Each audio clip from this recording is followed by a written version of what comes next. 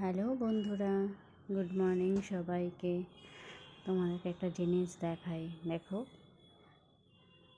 এটা কি বুঝতে পারছো কেউ? এটা ধান গাছ।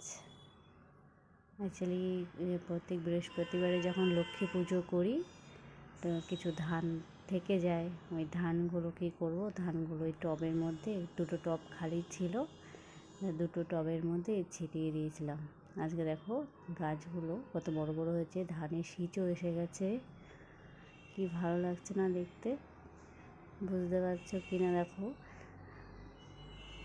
কত বড় বড় ধানের শীষগুলো এসেছে। আমার দেখে এত ভালো লাগে, আমি রোজ সকালবেলায় দেখি। ধান গাছগুলো যখন একটু গোল্ডেন গোল্ডেন কালার হবে আবার তুলে নিয়ে রেখে দেবো, লক্ষ্মী পুজোর সময় কাজে আসবে। তোমাদের কেমন লাগলো?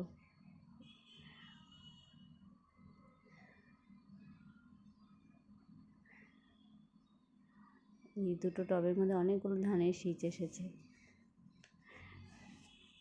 ছোট ছোট। দেখো ভীষণ ভালো লাগে, এরকম টবের মধ্যে হয়েছে, আমি ভাবতেই পারিনি যে হবে।